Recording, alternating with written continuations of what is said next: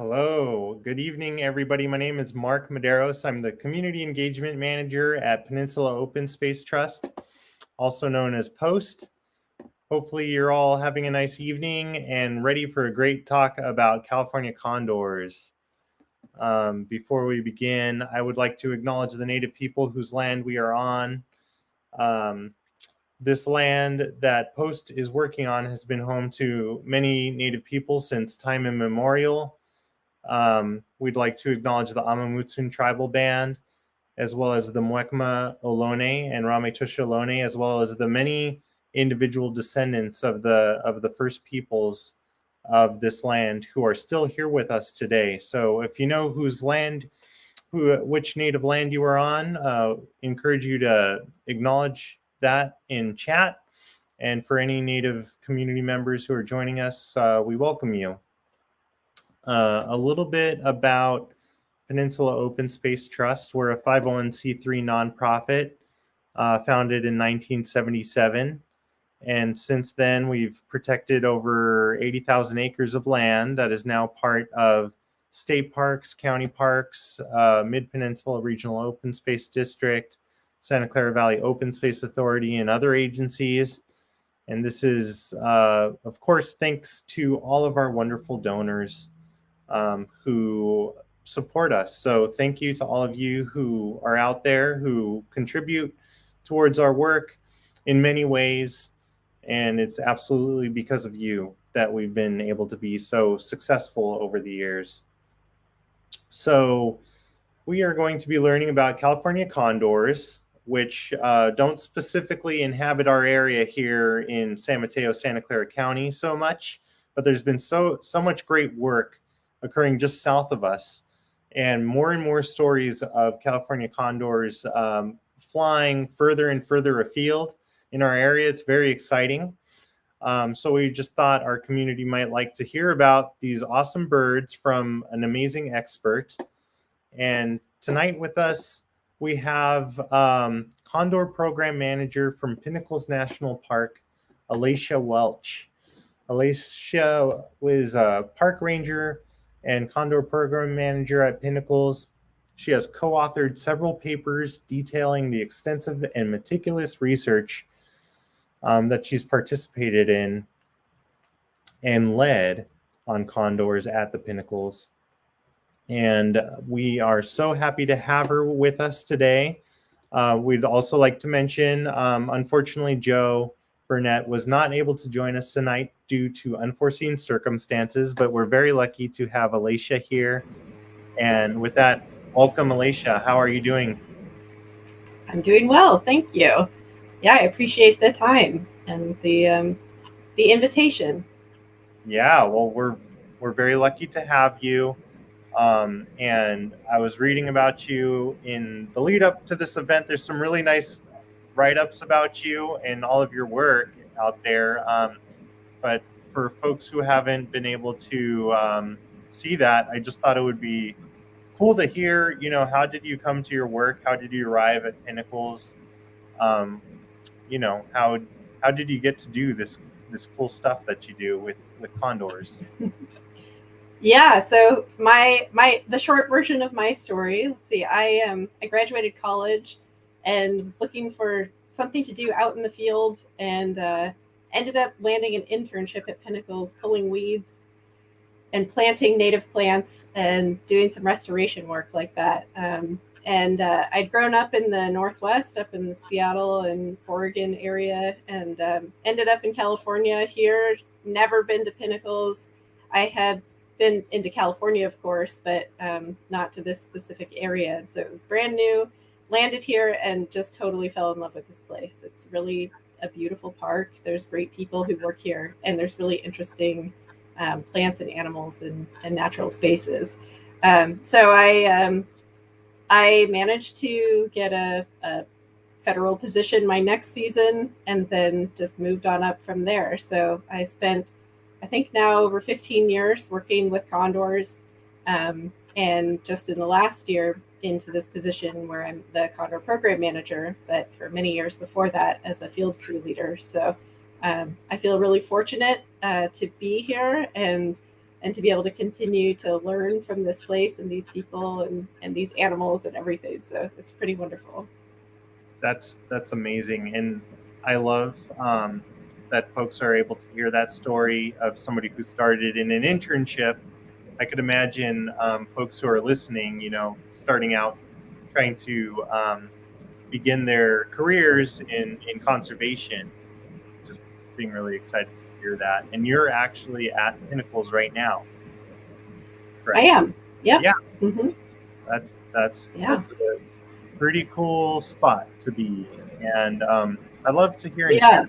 Yeah, if folks have been to the Pinnacles, if there's anything that's your favorite kind of thing to do there, or trail, or your favorite experience, and we'd love to see that in chat. So, well, thank you, Alacia, for making the time.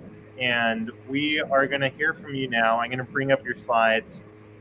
Just so everybody knows, we'll have a little bit of time for Q&A at the end. So if you have any questions, feel free to drop them in chat at any time, and we'll take note and try to get to them after the presentation. So thank you again. Here's your slides. And with that, I'll turn it over to you.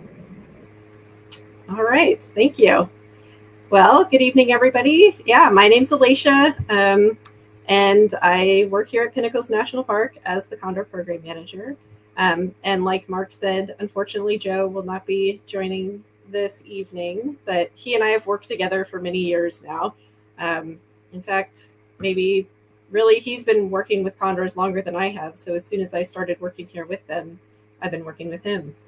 So about 15 years. And so we have a really strong collaboration as a program to manage condors here. So condors as a species, we've been co-managing them for now almost 20 years. And I'm really excited this evening to share with you some of the information that we have about condor biology, our efforts to recover the species, and some of the challenges, but also some of the bright spots in their story. So I really want to thank you for providing this opportunity, and I hope that all of you enjoy the next hour or so, perhaps a little less than an hour, we'll see, as I tell you a little bit more about condors.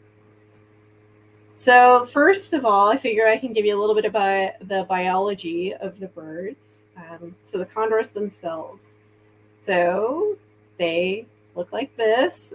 You can see a large soaring bird. They have a 9.5-foot wingspan, and they weigh anywhere from 18 to 25 pounds, which is kind of surprising when you compare that to, say, a dog that weighs 18 to 25 pounds. It looks a lot smaller than a condor. And that's one of the things about birds with their hollow bones, is that they weigh a lot less than you might think. They are indeed obligate scavengers, which means they only eat dead things, and they are very long-lived. In fact, we don't actually know how long they live. Currently, the oldest condor that we know its age is in his 50s, and he's continuing to be a part of the ongoing captive breeding program. And every year he has eggs with his mate, and all is well. So we expect that they live 60 to 70 years, but we don't actually know for sure. So they are quite interesting to look at. Some people say they have a face only a mother can love, but we think they're pretty fascinating. And they do, even though when you see them up close, they might look a little bit bizarre, when you see one in flight, there's just nothing like it. So really quite impressive. And so speaking of that, here we have just some of the things to show. There's large, dark birds that fly quite a bit in this area, and a little bit of a thing to help you out if you see something and you want to figure out if it's a condor or not. So we've got on the top there a turkey vulture, where you can see the trailing edge of the wing is sort of a lighter color. It's fairly muted in this. It can look a lot more silvery than it looks right there. Then we have a bald eagle in the middle. The wingspan's a little bit bigger. Obviously, if it has a white head and white tail, you know what that is. But the juvenile bald eagles don't have that white. So they can actually look a lot like a condor sometimes. And then the condor at the bottom with the white triangles on the leading edge of the wing. So kind of the opposite of what the turkey vulture looks like. Now, the truth is you may not see a condor so close that you'd be able to see those markings. So really then you're kind of looking for how do they fly. And if you've seen a turkey vulture before, which I'm sure many of you probably have, they often fly with sort of a V shape to their wings, and they sort of tip around as they fly. And condors, on the other hand, have totally outstretched wings. They have those really prominent fingers that you see at the ends of their wings. And they fly very smoothly and steadily. So they we say they're kind of like the limousine in the air. It's a very smooth ride. And then a little bit more, here's up close, that beautiful face, showing you that over the years, condors change in coloration, their heads. So as a young bird, when it first hatches, it has the dark gray head for the first couple of years. And then around 3 years of age, it starts to get pink, starting from the neck and working its way up. And then by 5 to 6 years old, it looks like the one that's on the right, the adult.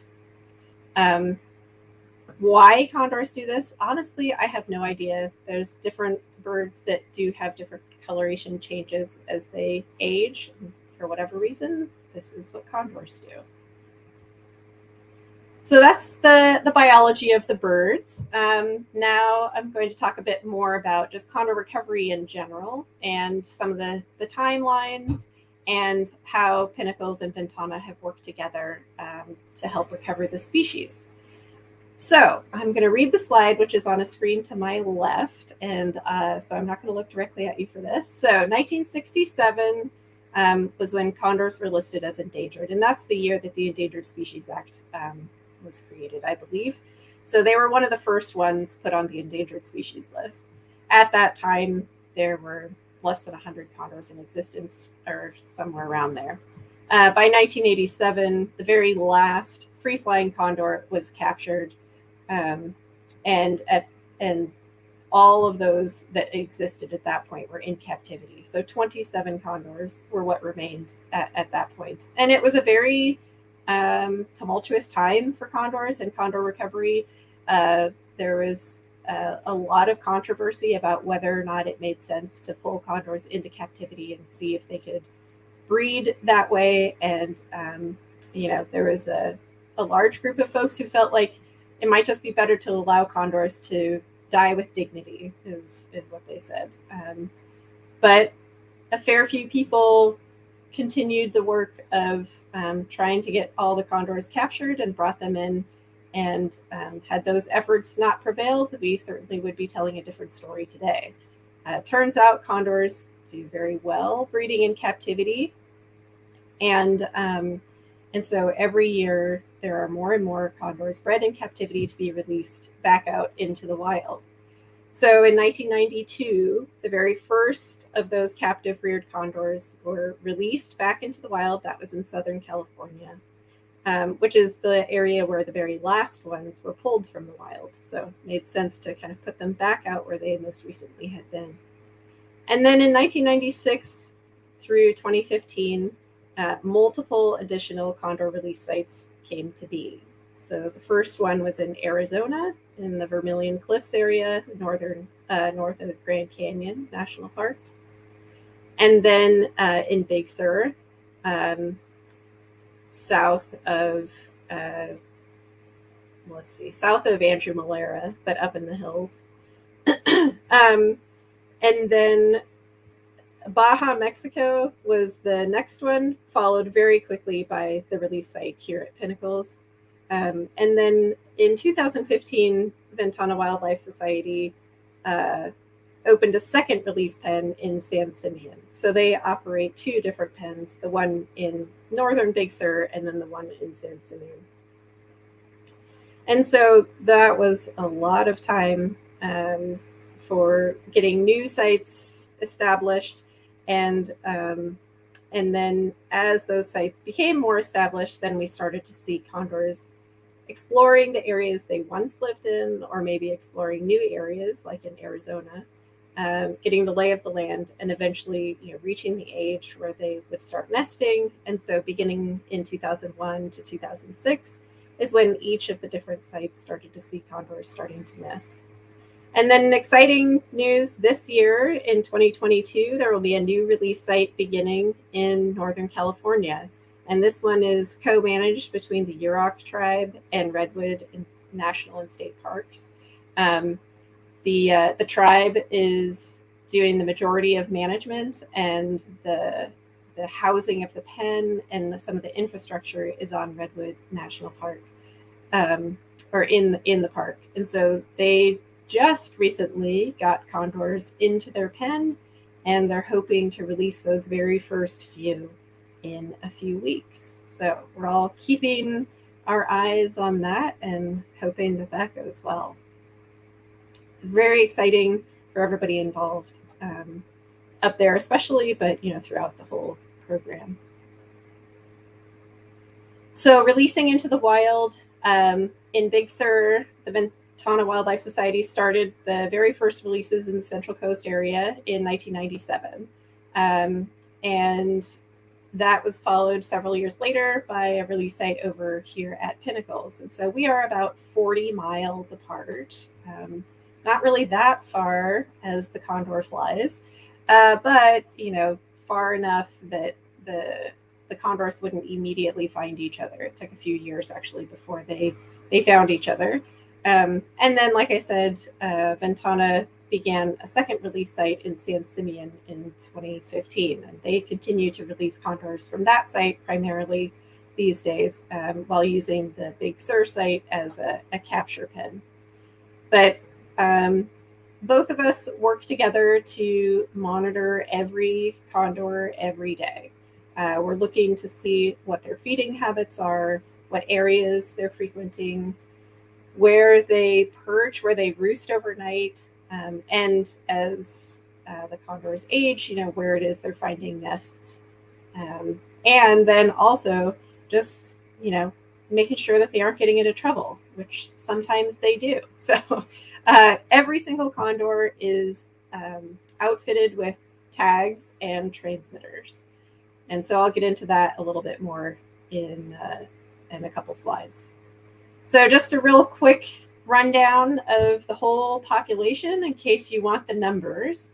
The most recent numbers is what I've got here. So we have, at the end of 2021, there were 537 total condors in existence. And I'm only talking California condors here, in case you're wondering. Yes, there is another kind of condor, the Andean condors, but I'm not going to talk about them today. And you can see it divvied out there. And so, Central California, that's what I'm talking about here. We are at 91. And you can see kind of Southern California is very similar. Some of the other sites have a few more. Baja, Mexico has less, but they've also been running into a lot of challenges of being an international site. And so it's very difficult to transfer condors from breeding facilities in the United States to Mexico. So there have been a lot of challenges for them to be able to release as many condors as they would like. So looking at all of this, we've got a wild population of 334 individuals and a captive population of 203. And you know what? That is a heck of a lot better than 27, like we did back in the 80s. So, there's been a huge amount of work by a lot of different organizations and people, and just, continuing to do all of this in order to get these birds back to a place where they can, be out in the wild doing what they do. So I'm going to talk a bit more about how us and Ventana kind of co-manage this Central California flock and what we do with that. So first of all, we do put tags on every single bird, and they are fairly bright and colorful, and kind of big. A lot of people think they look too big.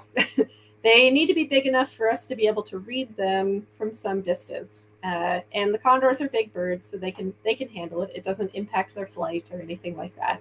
And so what you can see in this picture is Condor 199 with the red 99 and a transmitter on his wing there. And the red color indicates that it's a 100 bird, and then the 99 is that he was number 99. So he is 199.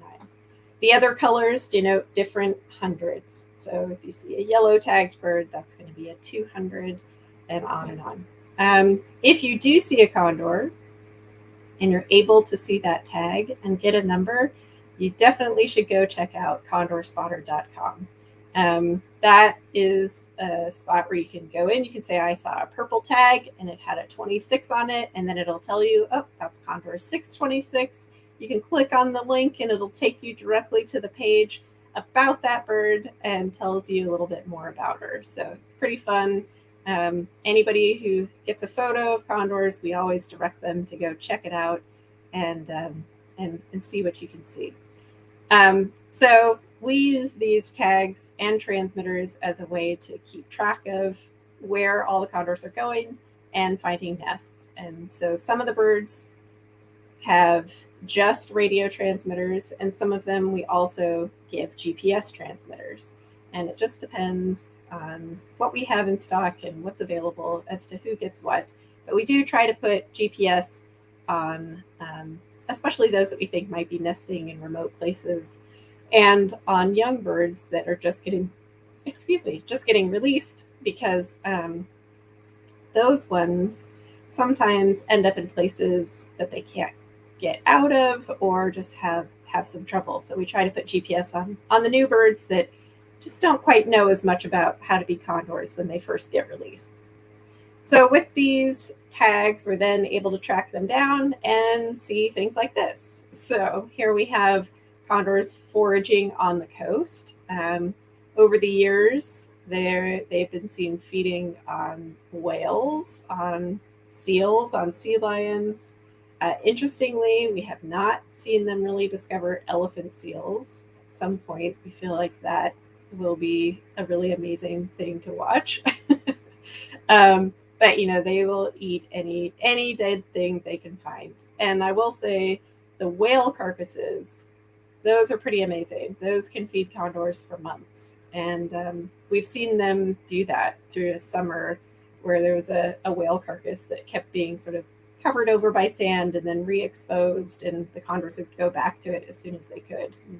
Pretty incredible.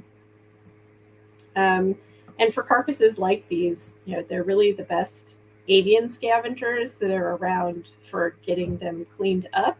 They have a stronger beak than turkey vultures. They can kind of rip into things a little bit more easily. And so, they do a lot to recycle what is on the beach when these big animals come ashore.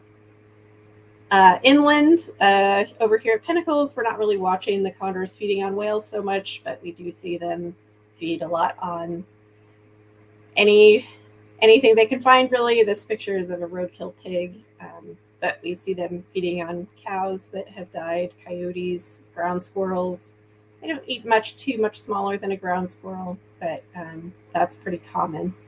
And as you can see from these different photos I've been showing, you see multiple condors at once at the same carcass, and they do that. They're all communal feeders. They spend time together, traveling, and then finding food. So there are times for a larger carcass where you can see 18 or 20 or more condors all at once. So a little bit about movements. This is a map that shows the range of the California Condor of those that are based out of Central California over the last 2 years. So the sort of gray area is the 2020 range, and then the red outlined area is the 2021 range. And you can see, I'm going to go to the next slide because I zoom in a little bit more on the Central California part here. You can see the release sites. We've got, here's my cursor, San Simeon down here, the Big Sur site further north, Pinnacles over here in the middle. And then we've got these movements that are going north. So almost every year we do see condors head north up to the Livermore area, south of Mount Diablo. For whatever reason, they do like to go check out the big telescope that's up there. And then they don't usually stay. They'll just go up for a day or two, come back. But last year we did have 2 condors also go this direction in the Santa Cruz Mountains just for a few days. I think it was 2 or 3 days maybe. Seemed like just checking it out. For whatever reason, we do see often sub-adult condors doing these sort of exploratory flights. And it's interesting really to see those over time. We've had some that have gone down and met up with the condors in Southern California and then come back. We've had others go north and in that direction. I don't know why they don't stay in particular areas. I think it's odd that they don't spend more time in the Santa Cruz Mountains. It does seem like particularly good habitat. And so it'll be really interesting to see over time whether or not they do start to spend more time over there. I just don't know. And same thing with further north up to the Mount Diablo area. There's a lot of really great habitat up the mountains that way as well. So far, the furthest north we've seen condors nesting is still south of Hollister. So we haven't seen condors setting up territories further north than that. But we'll see. Time, the condors are going to be around for a while, hopefully, and we'll just be able to keep seeing what they do. Okay, so next I'm going to go into more about why condors are endangered and continue to be so, and some of the major things that we're working on to try to address this issue. Now, this is a pie chart and it's fuzzy even for me, so I apologize for that. It's not the clearest of slides, but basically you've got half of this pie chart says lead, and the other half is a bunch of other causes of death for condors. And so 50% of the known deaths where we could figure out the cause of death for condors between 1992 and 2020 can be attributed directly to lead poisoning. And this is the major challenge to condor recovery.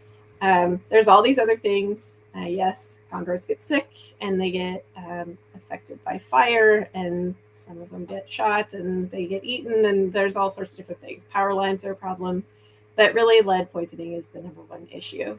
And, the other issues are certainly legitimate, of course, but they pale in comparison to the effects of lead poisoning on the population. And so I'm going to talk a little bit more about how this happens. So first of all, what's going on for lead to be a problem for condors, and like I've said, they're scavengers, and when they come upon a carcass, they don't just pick at it in dainty little pieces.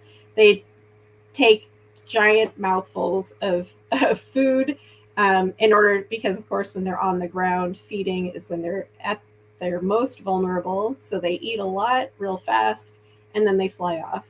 And if the animal that they're eating was shot with a lead bullet, they can ingest pieces of, or they can ingest an entire bullet, and then that gets into their gut, and over time they get poisoned by that. And so it ends up paralyzing their digestive system, which means then they can't get it out. So this is the biggest problem for them, where they get this inadvertent ingestion of lead ammunition. And we've done various studies to see, is it for sure lead ammunition that is the source? And it seems like for 80 to 90% of all of the cases where we can determine that yes, indeed, it is related to ammo. So this has caused a large amount of effort to go into a few different ways of tackling this issue. The first, it'd be great to teach the condors not to eat the lead. Unfortunately, that's not really something we can do. So, we need to take it from the other perspective of, we're people, we can problem solve. Let's see how we can affect other people to fix this issue. So first of all, one of the big things that Ventana has been doing over the last several years now is non-lead ammunition giveaways. They have given out thousands of boxes of ammo to hunters in the Condor range. They definitely pay special attention to those that are in the Monterey and San Benito counties, because those are the primary counties where condors are. And even through the pandemic and ammunition shortages that have been going on recently, they continue to try to help out the hunters in this area. And going so far as a few years back to become licensed ammunition dealers, because there was a new regulation that took effect in California where you could only buy ammo from licensed dealers. So they went through the process to be able to do that. So they're doing a huge amount of effort to try to get boxes of ammo into the people's hands who really can make the biggest difference here. And then another aspect of this is doing these larger sort of demonstrations where you invite hunters and any sportsmen, ranchers, anyone who's interested to come and try out the non-lead ammo. So Pinnacles has a non-lead outreach specialist who works with various other folks doing the same kind of work across the state and across the country, actually. Getting the message out there that you can hunt with ammunition that is not made of lead, and it's if you're eating what you're hunting, it's definitely healthier for you if you're not consuming any little pieces of lead in your meat, and it's also better for everything else if you're leaving anything behind. And a lot of hunters, they're very much conservation oriented. They don't really want to be killing animals they don't intend to. And so this has been a great way to sort of promote the use of non-lead ammunition and to give folks a chance to try it if they haven't used it before. There's lots and lots of work going on to continue this effort. And if anybody is a hunter or is interested in knowing more about non-lead ammo, I highly recommend the huntingwithnonlead.org website, that is there. It's a clearinghouse of information and really is a great resource. So certainly recommend it. Okay, so lead poisoning, major problem for condors. It's just the ongoing grind of working through that. Now, if any of you follow the news in the last couple of years, in 2020, we had some really big fires. And there was one fire in Big Sur that really impacted condors. And this was definitely the most devastating fire for condors that we've ever seen. So the Dolan fire, it started in August. It was set on fire and burned through the whole Big Sur Condor sanctuary. Unfortunately, there were a lot of condors that were roosting in the trees in that area when the fire burned through at night, and they just could not get away, is what it seems like. So 12 condors ended up dying directly related to that fire, and that included 2 nestlings that were in nests at the time. It was, a huge, huge thing. It also completely burned through Ventana's infrastructure that they had. So their release pen and their research facility that they had up in the mountains. And, totally devastating in many ways. Interestingly, the arsonist was arrested, and just in the last couple of weeks, his trial was happening and he was found guilty. So in the coming month or so, we'll be hearing what his punishment will be, I guess. So yeah, kind of wild.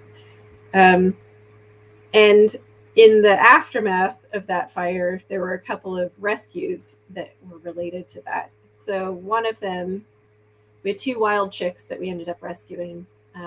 One of them, if any of you watch the Condor webcams, they had a condor nest that they had a camera in, and that condor was named Iniko. And the fire burned along the base of that tree cavity and zapped the lines that went to the camera there. And so, you could watch this video and hear the fire approaching, and then the camera goes black, and you just don't know what happened to her. And it turns out she survived that fire, but a month or so later ended up being injured after another condor came to her nest and just forced her out. And so the Ventana team had to mobilize. She appeared to be injured on the ground. They decided to go in and capture her, and that's them on the left there. The condor is in that big dog kennel, and they're hiking her out this totally charred landscape to get back down to the road, and then her on her way to the LA Zoo for treatment. She fully recovered, and in fact, just last December, she was released back into the wild and is doing great. So it's pretty exciting to see her back out. And then there was a second nest that was going to be burned over. And so rather than waiting for the fire to do that, we made the decision to go in and just evacuate the bird ahead of time. And so this is Gavin here on the right holding the little condor there in this very tight nest cave. I was part of this evacuation effort. We had actually been out to this nest once before. It does require ropes to get down into the nest. And so, for me, we were out there, a group of us, super early one morning in order to get into the nest and out of there before it got too hot. You could see the air tankers flying overhead that were dropping water on the fire a few miles away. It was pretty surreal. We were able to get in there though, and get her into a kennel as well, and off she went down to the LA Zoo. So again, it was a team effort. The Ventana crew drove her to the zoo. We were the ones to get her out of the nest. So we've definitely continued to work together to be able to do all this. But yeah, that was a pretty wild event for sure. And the population in Central California definitely took a hit as a result of that fire. But with the captive breeding and with the natural breeding that's going on, it's going back up. So on to happier topics. Speaking of condor breeding, this is the time of year of condor courtship and nesting. So here's a great picture. We have a few amazing photographers that work with condors in our area. So I love it to be able to show off all of their photos. This one is by Tim Huntington. He's an amazing volunteer with Ventana. And here's two condors. They're displaying to each other. So often just one will display, but sometimes both will. And it's always a soap opera every year. What happens with the condors? Who ends up with who? A lot of times you have pairs that nest year after year, but sometimes there are breakups. And every year we also have younger birds that are coming of age. So it's a very fun time of year to be a condor biologist. And this year, let's see. This year we have confirmed 8 nests in the Central Coast area. Condors typically lay 1 egg every other year if they're successful. And they incubate that egg for almost 2 months. And so right now we're at the time where eggs that were laid in January, February are starting to get to the time of hatching. So actually we are hoping to see the very first hatch next week. And of the 8 nests this year, so far 3 of them have failed. One of them was an infertile egg, and the other 2 we're not sure why. But that's fairly normal. So, we're hoping to see 4 to 5 nests that are successful this year. that would be a great year. And so a little bit more here, just to show the differences between condors that nest more coastally and those that nest inland. On the coast, condors are primarily using redwood trees. They just find cavities in trees. They are entirely cavity nesters, so they do have to find broken top redwoods, or this one where it's been burned out, as you can see. And then they just find a spot in there and they lay an egg. Condors do not build nests of any sort. They just find a nice, comfortable spot and lay their egg. And so this is more what we see in our area. This is the first nest that was at Pinnacles quite a number of years ago now. And you can see that's it. The egg right there, just on the substrate, little spot. It doesn't look necessarily all that safe, like it might just roll out, but often that is not what happens. The parents are usually pretty good about keeping a hold of it. So it's really just so amazing to watch the condors as they are able to nest and do it successfully with very little intervention. We don't need to intervene. We do like to go in and check on the nestlings when we can, or to put transmitters on them just before they fledge, but we don't have to. It's just, it helps us get an understanding of how they move once they get out of the nest. But it's really rewarding to watch the condors do this. And when that young condor that's been growing in the nest for six or 7 months finally takes its first flights, we're just all very we're such happy parents, right? You just want to fly with them. It's just wonderful. So these are a couple here. You've got one, again, kind of showing more coastal in the trees versus inland, where we've got the big kind of cliff faces that the birds have to navigate.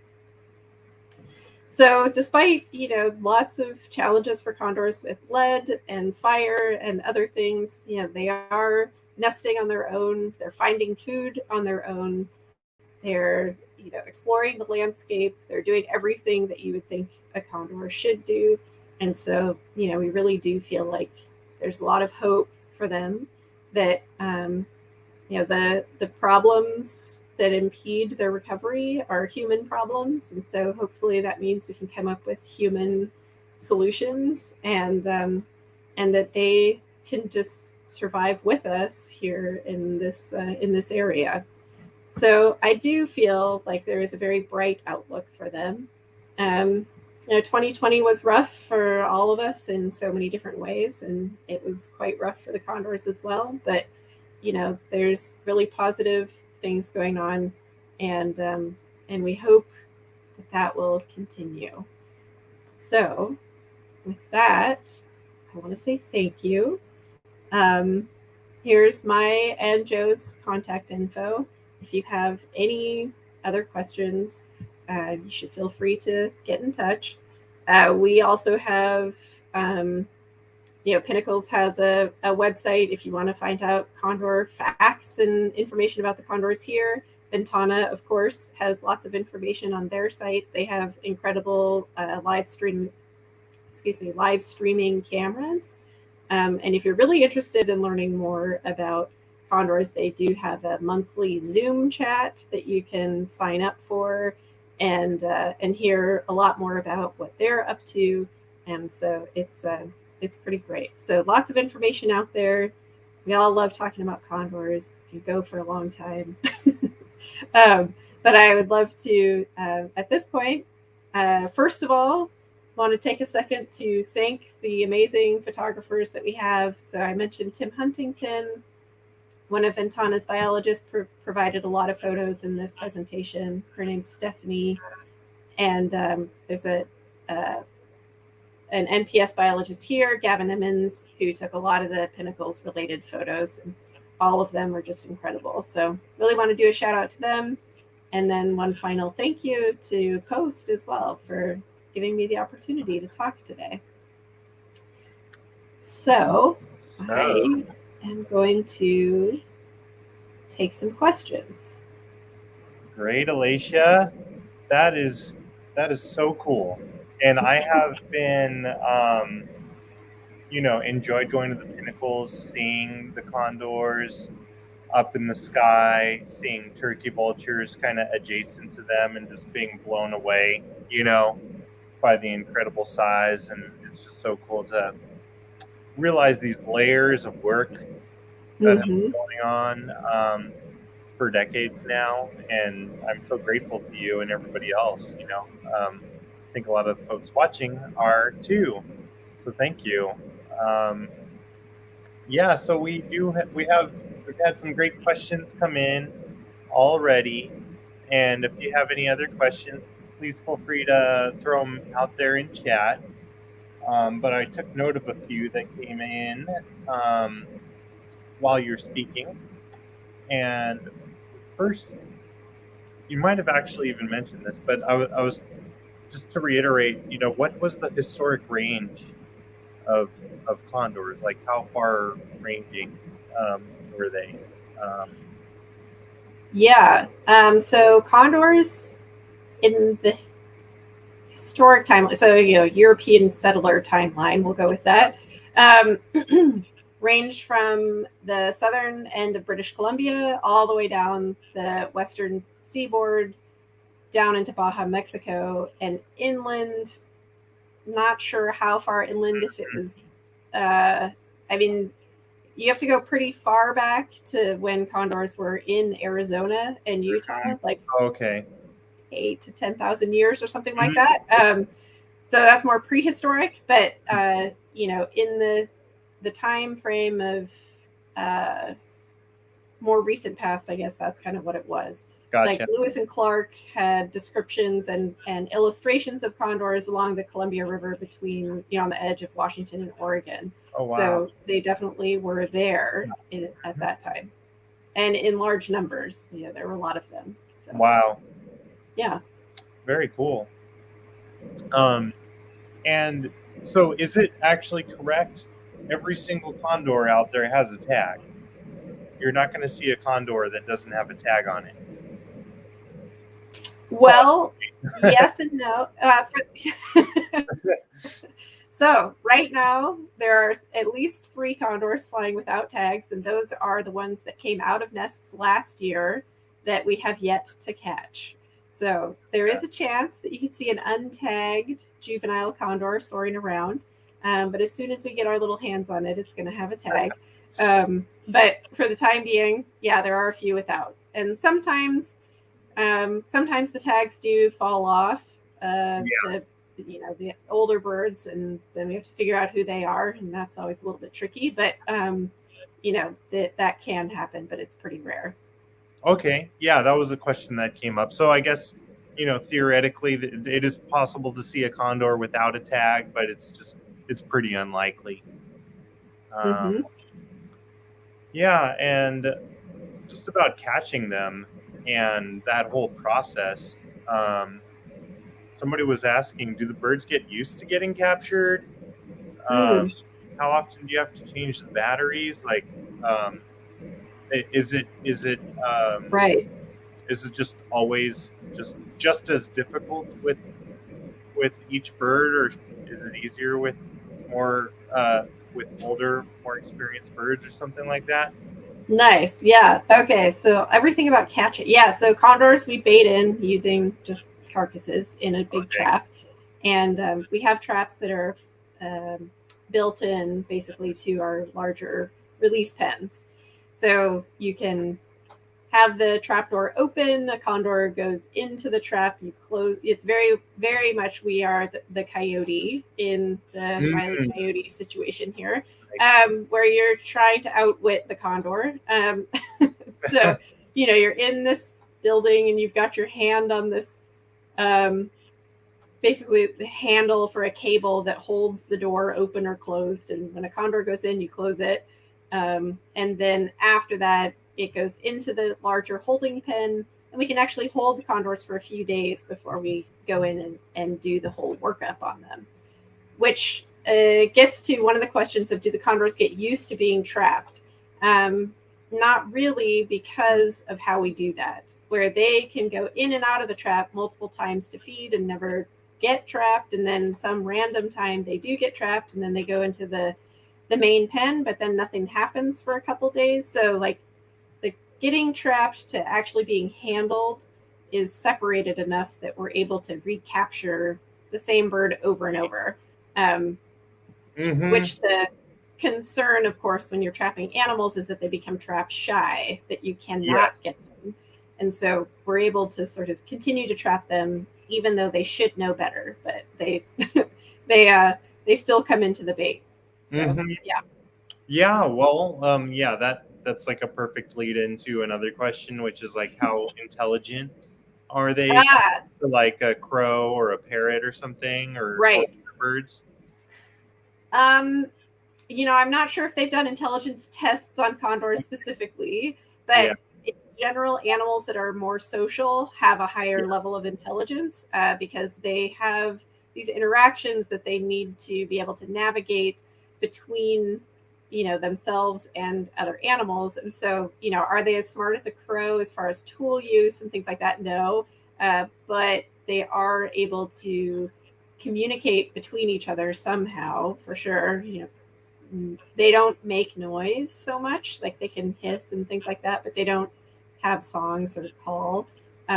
So somehow, you know, they do navigate these social cues that certainly are a level of intelligence. Now, you know, there's also some things, of course, that like there's nothing that they can't learn specifically. So, but I don't know. We've been able to train them to understand not to land on power poles. One of the things that we have at our bait sites is a mock power pole that has a strand of electrical fence across the top. So if they land on the crossbeam, they get this mild jolt, and they very quickly affiliate that look of a structure as being a place that they should not perch. And so each of the release sites makes sure to have these mock power poles so that when the birds are out in the wild, they don't start perching on them, because power poles are not designed with condors in mind. A condor can get electrocuted by perching on those. So it's a big issue. So, you know, they can learn for sure. Wow, good job. Good job. Solid work there. Can't take the credit for that one. That was definitely other people doing some really good thinking. Good job to all of y'all. Yeah, right. So I believe you mentioned, you know, they build nests and you have to find them. Or they don't build nests, but they nest and you have to locate those. And one of our community members, Randy, was asking, how do you go about finding those spots? I guess you're just watching the birds and trying to sort out where they're you know, settling down.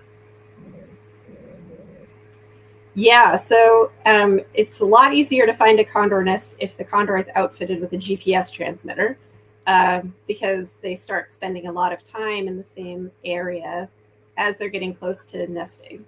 So that certainly helps us sort of hone in on a specific place to go look. And then once you're there, you're just sort of using binoculars and scopes to scan around and do the best you can in terms of finding the exact location. If they don't have a GPS, though, it's a lot harder. And if they're in an area where we can easily access, like they're here at Pinnacles, it's easier for us to just use the radio transmitters that are on each bird to locate them that way. But there's a lot more of hiking around all sorts of places to see if you can pick up that signal and where it's coming from, and then just watching like you do with once you find it with the GPS. So for birds that nest more remotely but only have radio transmitters, we honestly don't usually know exactly where they nest. It's just a guess that they are somewhere out there, and sometimes we end up with surprise nestling, surprise fledglings. In January, you have an untagged juvenile that shows up, and you're like, "Wow, who was that?" So it doesn't happen too often that they sneak it by us, but sometimes it does. That's cool. Yeah, makes sense.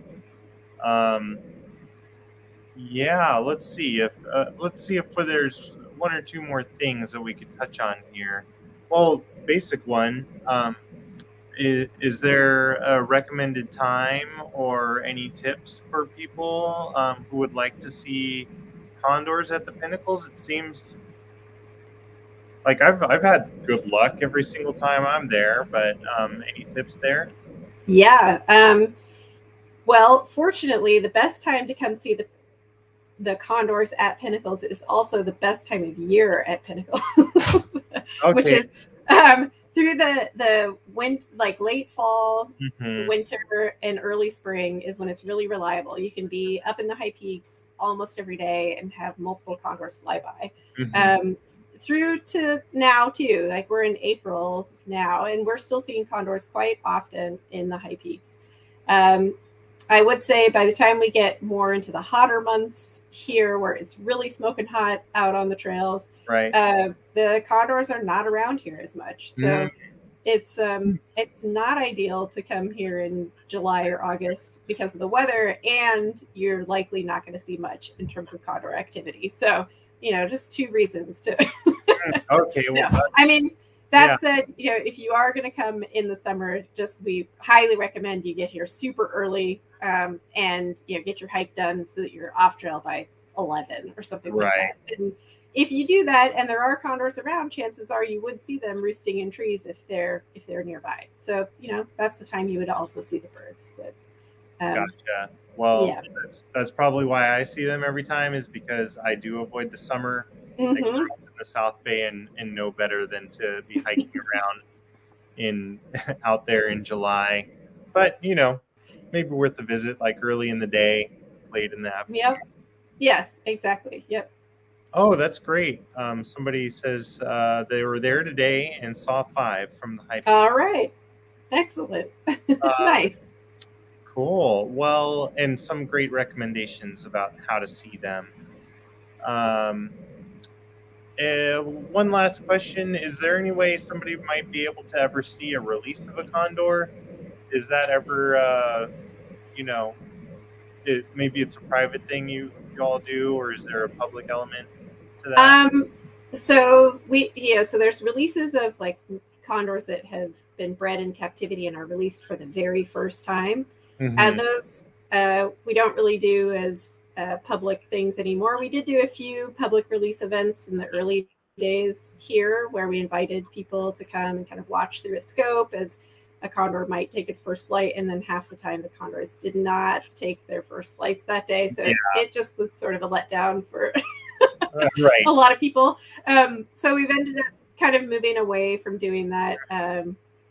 But as far as, we do have condors that we trap every year, and when they get a clean bill of health, they get released by hand.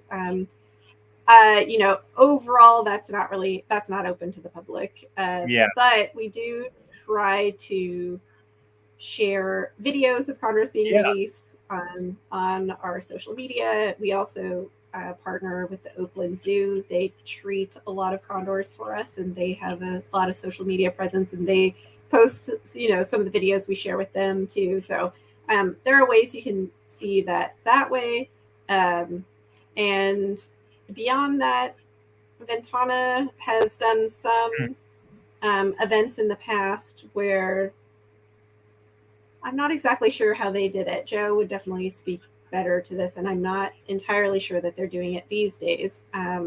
But they would do a release of a condor for a handful of donors. Reporters, yeah. Hmm. Well, yeah, that seems, logistically complex to do that. But I think I've even seen some of the videos online, and they're really good.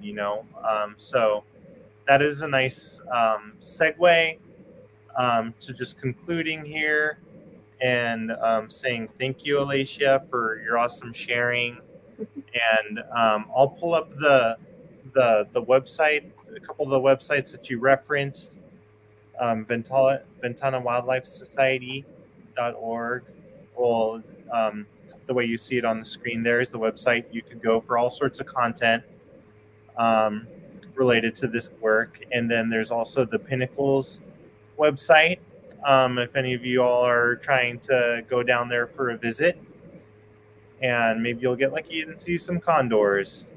So thank you again, Alacia, and have a good evening to you all. Thank you. And thank you all for joining us. Yeah, Okay. thank you, everyone. All right. See you all next time.